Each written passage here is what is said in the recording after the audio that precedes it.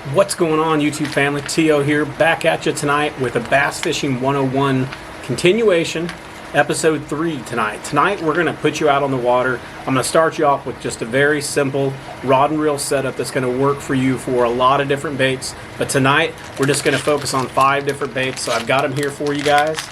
We're going to break down each one of them. We're going to talk about tying the knot, putting the bobber stoppers on if we need them, putting the weights on, how to cast these things, all that good stuff. Stick around, I've got some good stuff for you.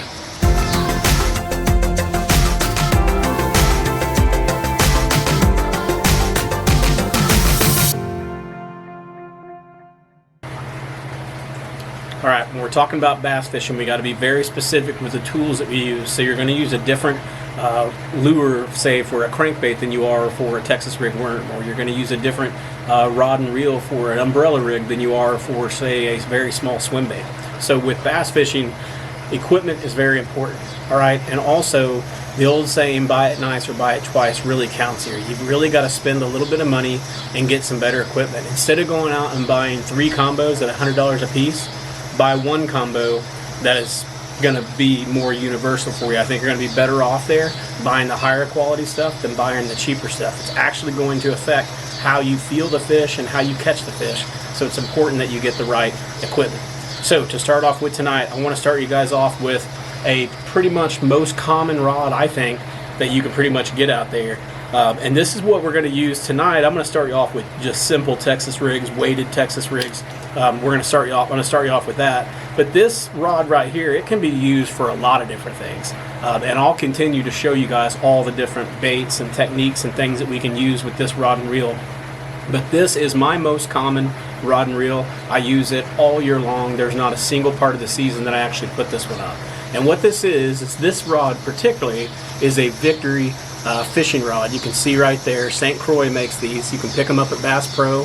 I'll put the link out there for you guys so you can see that as well. But this is a 7.3 medium heavy, and the action on it is fast. Now that's important because we're going to talk in a few more videos later on down the road about a 7.3 or a 7.2, 7.4, somewhere in that range, medium heavy, moderate. All right, moderate's a little bit different. So your fast rods, if you look out here on the tip's going to be a lot more firm up here. It's not super firm, but it's a lot more firm. It stops bending like right in here, right? Where your moderates are going to start bending way back in here. So moderate is going to be, to me, I use the moderates more on my moving baits and things like that. And then I use the fast action for more, and when I'm talking about moving baits, I'm talking about smaller stuff. For fast action, I would actually use that more for my flipping, my jigs, and things like that. So start you off, go out and get you a 7.3 medium heavy fast action. If you want this exact same rod, you can go out and get it at Bas Pro. Like I said, I'll put a link out there for you. We are an affiliate now, so that helps us out. If not, just go get you a 7.3 medium heavy fast action, whatever brand you prefer. There's a lot of good ones out there. I don't really have any that I would diss. I would just say, look, if you're not spending about $150 on the rod itself, you're probably not going to get that good a quality. That's just the way fishing goes. I'm sorry. All right, so I actually paired this up with a Lew's Super Light SLP, or sorry, Lew's Custom Light SLP. It's a 7:5 to 1 gear ratio. It's the only gear ratio that they offer. It's really, really light. And you're going to say, why are you using such a light reel on a little bit heavier setup? Well, I just really like it, man. It feels good. I get a lot of feel. And for me, if I'm throwing Texas rigs and shaky heads, which is pretty much what I'll throw on these, I want that feel. I want to be able to feel it when I pop it off the ground. I want to be able to feel it drifting through the water and know exactly when it hits the bottom. And if I don't have a good quality rod and a decent light reel, if I got a really heavy reel, I feel like I lose that feel. So that is why I go with the lighter reels. Now you can go with the Croix K. I'll put a link out there for you. That's a really good reel as well, about the same price point. And you can also get a lot nicer stuff than this too. But I think this is kind of a medium, kind of medium way of the road. I guess halfway up the road, a little bit on the higher side types of rods. But I think this is really going to get you going. So 7.3 medium heavy fast. Let's jump over and let's talk about tying knots, baits, all that good stuff that you're going to be throwing on this thing. All right, so as we get started, the first thing we need to talk about is tying our knot. and obviously our hook as well. So we're going to go out, I'll put a link on in the description. This is a 3/0 EWG hook. That means extra wide gap. So the gap here is very wide compared to most hooks. I'm going to start you off with this hook. There's lots of other hooks that are out there, but let's start with this one. I think this is going to be your most common. All right, so now we're going to switch over. We're going to talk about tying a knot. I'm going to start you off with the knot that I use 95% of the time. This is called the polymer knot. All right, you can also go out and watch YouTube videos on how to tie this, but let me see if I can show you real quick on how I tie it and see if this helps you. All right, so this is your hook. This is your line coming from your rod. I'm going to take the line and I'm going to run it straight through the eye right here. So you can see me going straight through, right? So I'm going to pull it through. Now basically that's all I've done, right? I've just pulled the line through. You can see this is the line. This side's going to the rod. This side is just hanging out. I just poked it through the hook. I'm going to take this extra line that I just pulled through and I'm going to poke it back through the opening of that hook. All right, and then as I do that, I'm going to stick my finger right through this loop right here. Right there. Okay, but I'm going to go this way. So as I do that, I put my finger there. Sorry guys. Put my finger there. I'm going to get it as big of a loop as I can. As big of a loop as I can to where it's going to cover that hook. Okay? So here, I've got my tag in. This is the part of the line that's actually going to the rod. And this is the loop over here on my right side. So all I'm going to do is I'm going to tie this just like I would tie a regular shoestring knot. Okay? So I'm going to come up. Hopefully you guys can see that. I'm just going to twist it around. Okay, I'm going to go this way, just like we would a shoestring knot. It touches each other, and then I'm going to flip it down underneath it. Okay, it's just a regular, just real easy, over the top knot. And then I'm just going to pull it all the way tight until I get it on the hook. All right, still with me? So now we've got this loop that's over here, and then we've still got the same thing. We've got the line that's right here that goes to the rod. And then we've got this tag line. So what you're going to do is you're going to take that loop that we made. Remember we had our finger in here like this to keep that loop there? Whoa. This is way easier to do in real life. We have that loop. All we're going to do is take that hook and we're going to put that hook through that loop. Okay? So I'm going to put the hook through the loop. All right? Now, still got my tag line and everything out here. I've got my loop right here. You're going to wet the line, and then after you wet the line, you're going to take that tag line that was out there, which is right here, and you're just going to pull on it. And as you pull on it, you're looking right there at that knot on top to make sure that it's staying nice and straight. All right, and then I pull it tight, and that right there, my friends, is a very beautiful looking polymer knot, and you can't break it. We talked about the awesome polymer knot. Now we need to talk about a couple more things. The next thing would be the weights. So to start off with, I'm going to start you off with two different sizes of weights. They're 1/4 ounce, which is right here. This is a 1/4 ounce bullet weight. It's a tungsten weight. And then this next one is an 1/8 ounce tungsten weight. Then the last thing that you would need before we tie on the baits is going to be a bobber stopper.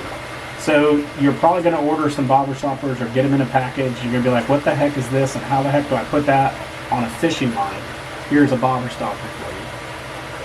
Here's another helpful hint. I get these in like 1,500 of them for $15 off of Amazon, or you can go buy 6 or 7 of them at Academy for $3 in a package. So use Amazon, go out and check that out. All right, so this is a bobber stopper. So before we move on to the baits, I want to show you guys how to take this bobber stopper right here and put it on our line, which is right here.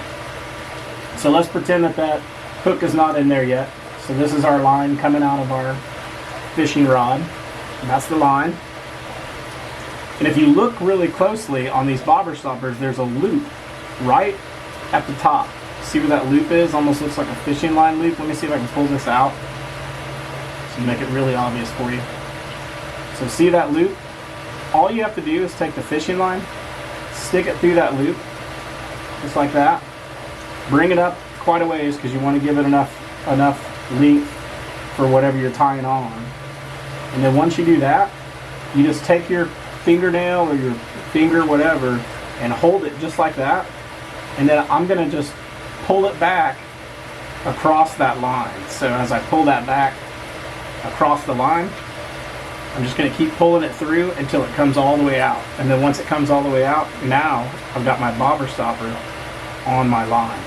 Okay, and we'll talk about, obviously, if we were doing that the right way, we would have gone bobber stopper, and then we would have put this bullet weight, would be next. And this is if you need a bobber stopper. I don't want you guys using bobber stoppers unless you have to. And then we would put on our hook, and then we'd be finished, right? So that is all the components that we're going to need in order to set up this rig. Next thing all we got to do is talk about the baits. Next up is to rig up the baits. Now we've got two different kinds of hooks here that you can see. Let me go ahead and pull these back so not to confuse you. See these two different kinds of hooks? This hook on the bottom is called an EWG hook. So it means an extra wide gap. And it also, you can see, it's just designed a little bit differently. I'm not going to get too complicated here. Let's keep it really simple. I'm going to use this hook for anything that's a creature bait. So your Ragebug, your Brush Hog, your Pit Boss, all three of those are going to be your EWG hooks. So here, let me show it to you again. And then again, I will put a link in the description to these kind of hooks. This is 3 or 4/0. I prefer the 4/0, but sometimes you have to go down to the 3/0 depending on the plastic that you're using. So definitely get you a package of those. Then the next thing I want to talk to you guys about is going to be the worm hook. So this is the worm hook, also called just a straight hook. See how much different it is than the EWG hook? If I set it up beside the EWG hook, you can tell the difference. So this worm hook is a lot better when you have basically worms, or I just call it a worm hook. I didn't even mean to call that. The straight hook is actually better for worms. So I like to use this on my worms. Now you can use this hook as well on your creature baits too. In fact, I actually used to do that, but then I switched over to the EWG and really liked it better. So this hook is going to be used for the ribbon tail worm and the stick bait, which this is the Clout from 6 Cents. Now let's jump over, let's put these things on some hooks. Alright, it's time to rig them up. So let's start off with the baby brush hog. That's where we started earlier. So this is our baby brush hog. We've got the top side is actually the black side. And the reason I know that is because if you look at this from the side, you can see that these arms are actually pointing in. Okay, so we've got our hook. I'm going to take the hook and I'm going to take my baby brush hog, and where those arms were facing in earlier, remember when I talked about the arms facing in, where those are facing in towards the hook, I'm going to put it in the hook in the very middle, and I'm going to go up until I get right there to that bend that you see right there. So I'm going to push my bait up, keep it straight, push my bait right up to that bend, and then as soon as I get to that bend, you can see here I'm on that bend, I'm going to poke it out right through the middle. Okay, so now I poked it out. So then I'm going to keep moving this up all the way down my hook. And then when it gets here, it's going to want to turn. So I'm going to turn it back to where I get that black piece on the top, because that's the top side of my bait, right? So now it essentially looks just like this. Good looking bait. So now I got all I have left to do is put the hook in the bait. And so what I'm going to do is I'm going to have it setting just like this. If I dangle it, just like that, you can see where that hook is going to come through the bait. It's right there. So if I put my finger right there on that bait where that hook comes in, now I'm just going to take the sharp end of this hook and point it right through the belly where my fingers are. Just like that. You can see now I pointed it right through where I had my fingers. Then I just pull it down, that flattens out my bait, and then the last thing I have to do is just take this pointy end of the hook and just bury it in the plastic just a little bit, just a hair, just enough to cover it up so I don't get hung up. And that is a beautifully rigged baby brush hog. Moving over to bait 2, we're talking about the Pit Boss. Talked about this one just a minute ago. This is Skeet Reese's color. Love it how it has the purple and all the different flakes in it. This again, we're going to rig this up on an EWG hook as well. And it's going to be very similar to what we just did. So this one's going to go really fast because I've already explained it to you. All right, so we're going to take the bottom side of our bait, which is this. You can tell because it doesn't have the little beady eyes on it. See the little beady eyes right here? You can tell that's the top side of the bait, and that's the bottom side. So all I'm going to do is take that bottom side, face it towards the hook, and I'm going to go right up that bend like I did earlier. Remember I said we're going to go right to that bend right there. Push it up to the bend, just like that. Poke it out, make sure you're dead center. And again, we're going to do the same thing. We're going to push it down our hook. And then as we push it down, we're going to twist it. And when it gets back up there around the hook ring, we're going to push it up just barely to where it's over that hook. And then we've got it dangling. It looks really good. So look here. Now, our hook comes out right there, right at the end of the bait. Okay? So we know it's right there. Right at the very end. Get it way back there. Stick that thing right through the center. And we now have a perfectly rigged pit boss. Just a beautiful specimen of a bait. This thing will catch you tons and tons of fish, guys. Love it. You don't even have to worry about hiding the hook on this one. Notice how I'm putting my finger over it. Oops, it just got me. But it actually is weedless unless a fish bites it. If they do, they press in that center, and then that's where they get hooked. So great bait to you guys. Great bait to use. Let's go ahead and move on to the next. Next up, we've got the Ragebug. This is Strike King's Ragebug. I love this thing. This thing is money for flipping. So let's talk about how to set it up. Now, obviously, there's different ways. If you're a more advanced angler, you're going to say, why are you setting it up on an EWG hook? Because I do, and that's what I have confidence in. But yes, you can set it up on a flipping hook. And we'll go into those kind of hooks later on in our 101 series. But let's keep it really simple for right now and stick with just two kinds of hooks. So we're going to take this EWG hook. And again, we're going to do the same thing. Okay, nothing different on this one either. Find the back side of your bait. Notice this is the back side. Ragebugs are easy because they have two little eyes. So there's no eyes here, right? Hopefully you guys can see that, but there's two little beady eyes on that bait right now. So I want the back side of my bait facing towards my hook. Okay, if I have my hook upside down like this, I want the back side facing towards the hook. That's key. So then I'm going to go straight through the center again. I'm going to go right to where that bend was that we talked about a minute ago. Just like that. Then I'm going to poke it through dead center. Dead center. And then you guys know what I'm going to do next. I'm going to push it down. I'm going to let it turn. As it comes up that little bend, right when it gets to the bend, I stop it. And then I dangle it. And I'm going to dangle it just like that. And then I see my hook point comes out right there on the last little bend that it has. So I go there with my finger. I go to that last bend and I find the dead center right in that bend. Push it out. Bring it back. And again, it's just like that last one. It fits right down into the center. And it looks, actually I messed that up. Let's go back and just get it dead center so you guys can see it rigged correctly. I missed it both sides. There we go. That is dead center. Ragebug, that thing looks awesome. Again, it's one of those baits that the hook just sets in the middle there. You flip this around any kind of cover you want, you won't get hung up. This is a money bait. All right, it's time to move on and talk about some worms. Let's get after it. The stick bait. The bait that everybody's going to tell you to use as a beginner, and they're absolutely right. It's going to catch you a ton of fish. Don't be fooled if someone says, hey, you should probably wacky rig this instead of Texas rig it.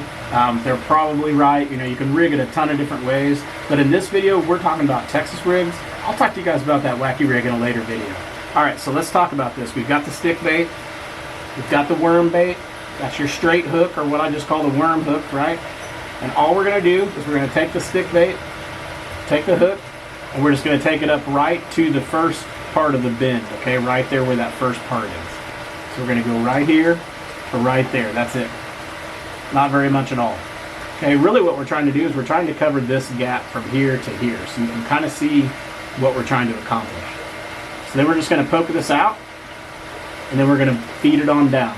Okay, so I'm feeding it on down now, and just like we did earlier, we let that bait twist when it's coming back up, and then we push it on up that little hook, and right there it's setting nice and perfectly right there on that spot that I was showing you guys. So guess what the next part is? We're going to let it dangle. Then we're going to see where that hook goes in. The bottom part of that hook is what I'm targeting. So that is going to be right there. Okay, so keep my finger down on it. Go back to the center of that bait. Stick my finger through it. Stick the hook through the middle of the bait. And then you're going to see I've got it rigged up like this, and you'll see that that hook's just a little bit higher. So what you can do is you can just kind of stick it on your bait there, and as you work this, you're going to get it pretty straight. That's a good looking stick bait right there. Maybe get a little bit straighter. If I wasn't on video, I might work on it a little bit better, but that's going to get it done right there.